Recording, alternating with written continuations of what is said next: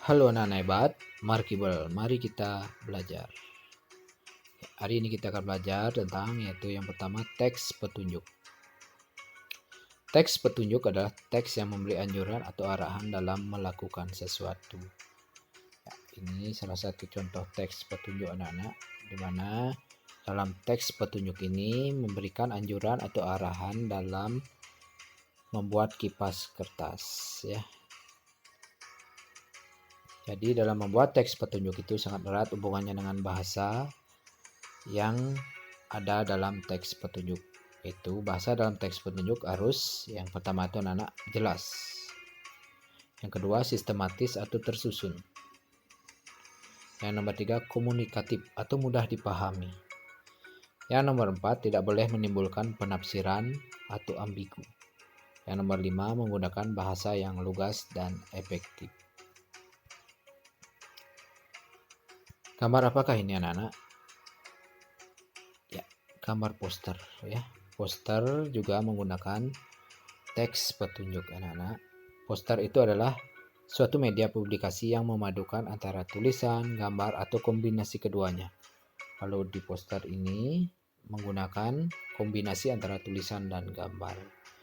Dalam poster ini juga mengajak kita untuk menghemat air ya. Jadi poster itu mempunyai tujuan untuk memberikan informasi kepada orang banyak.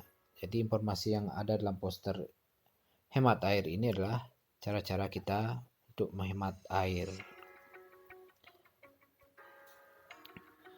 Hal-hal yang perlu diperhatikan dalam membuat poster anak-anak, yaitu yang pertama, kalimat menggunakan bahasa yang mudah dimengerti.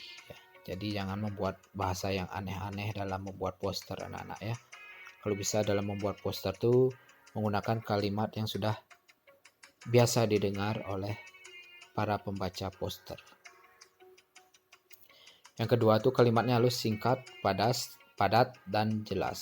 Jadi tidak usah membuat kalimat yang panjang-panjang anak-anak. Jadi kalau kalimat yang panjang itu akan membuat pembaca poster tidak berminat untuk membaca poster kita. Yang ketiga, kata-kata pada kalimat efektif, sugestif, dan mudah dimengerti. Huruf pada kalimat berukuran besar. Jadi jangan membuat poster tuh hurufnya kecil-kecil anak-anak. Kalau sudah hurufnya kecil-kecil, orang-orang akan malas membaca poster kita. Yang kelima itu gambarnya berukuran besar. Jadi poster yang anak-anak harus buat itu adalah gambarnya berukuran besar. Sehingga akan menarik untuk para pembaca poster. Gambarnya mencolok anak-anak ya. Penyajian dalam hal ini, peletakan poster itu harus di tempat yang strategis anak-anak. Bisa di tempat umum seperti pasar anak-anak ya, dan di jalan raya. Jadi akan banyak yang membaca poster kita. Penyajiannya dapat dilihat dan dibaca. Jadi poster itu dibuat sehingga dapat dilihat dan dibaca oleh pembaca poster. Penyajian dalam hal ini ukuran pembuatannya disesuaikan dengan tempat dan target pembaca. Jadi sesuaikan ukuran poster yang anak-anak akan buat dengan tempat yang akan anak-anak gunakan untuk menaruh poster itu. Yang terakhir itu penyajian harus warna-warni. Jadi anak-anak dalam membuat poster, buat backgroundnya seindah mungkin, warna-warni, sehingga dari jauhan orang-orang sudah tertarik untuk melihat poster kita. Jadi hal-hal inilah yang perlu anak-anak perhatikan dalam membuat poster ya.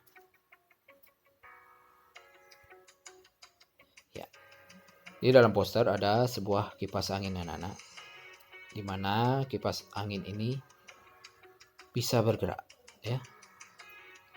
Ya, kipas angin ini bisa bergerak karena mendapatkan energi anak-anak. Kipas angin ini memerlukan energi listrik untuk menghasilkan energi gerak ya. Putarannya itu adalah namanya energi gerak anak-anak. Seperti yang sudah anak-anak ketahui, energi dapat berubah bentuk menjadi energi yang lainnya. Perubahan energi yang terjadi pada kipas angin adalah energi listrik menjadi energi gerak atau kinetik. Jadi kipas ini bisa bergerak karena ada energi listrik. Setelah mendapatkan listrik, kipas ini akan berputar.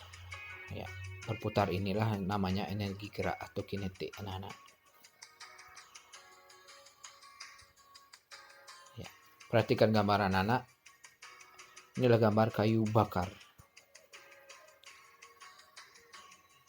Ketika kayu bakar, ikatan kimianya akan rusak dan menghasilkan energi cahaya serta energi panas. Jadi kayu bakar ini ada ikatan kimianya, anak-anak. Ketika dibakar ya, ikatan kimianya akan rusak dan menghasilkan energi cahaya serta energi panas. Perubahan energi yang terjadi pada kayu bakar dari cerita ini, anak-anak, itu energi kimia menjadi energi panas atau kalor dan energi cahaya.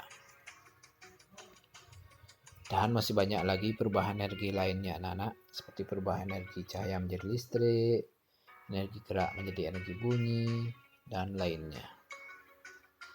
Silahkan anak-anak baca.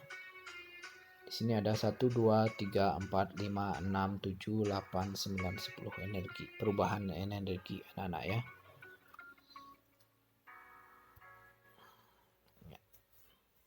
Sumber daya alam hayati. Perhatikan gambar anak-anak. Sumber daya alam dapat dibagi menjadi dua. Itu sumber daya alam dapat diperbaharui dan sumber daya alam tidak dapat diperbaharui. Kalau sumber daya alam hayati ini termasuk ke sumber daya alam dapat diperbaharui. Jadi sumber daya alam hayati itu adalah sumber daya alam yang ada di permukaan bumi dan hidup. Sumber daya alam hayati ada dua, anak-anak. Itu yang pertama, sumber daya alam nabati, yaitu sumber daya alam yang berasal dari tumbuhan. Contohnya kunyit, jahe, padi, dan lainnya, anak-anak. Di Indonesia ini sangat berlimpah ya, anak-anak ya, sumber daya alam nabati ini. Yang kedua, sumber daya alam hewani, yaitu sumber daya alam yang berasal dari hewan. Contohnya sapi, kambing, ayam, telur, dan lainnya, anak-anak. Masih banyak lagi. Sumber daya alam tidak dapat diperbaharui, contohnya, salah satu contohnya itu adalah batu bara, anak-anak. Banyak sekali manfaatnya batu bara ini, anak-anak, yaitu menghasilkan metanol sebagai bahan bakar briket, menghasilkan gas, dan pembangkit listrik. Kita harus menghemat penggunaan batu bara ini, anak-anak, karena proses pembentukannya membutuhkan waktu hingga berjuta-juta tahun. Dia dari fosil tumbuhan purba, anak-anak, yang sudah mengendap di dalam tanah berjuta-juta tahun. Karena proses pembentukannya ini yang membutuhkan waktu yang lama, anak-anak, sehingga jumlahnya terbatas. Jadi kita harus menghematnya, anak-anak, biar dia tidak cepat habis. Karena ini batu bara ini adalah salah satu sumber energi yang tidak dapat diperbaharui. Jumlahnya sangat terbatas, anak-anak ya. Terima kasih sudah menyaksikan video Bapak. Tetap semangat belajar dalam keadaan pandemi seperti sekarang ini. Jangan pernah putus asa untuk belajar. Sampai jumpa pada video berikutnya.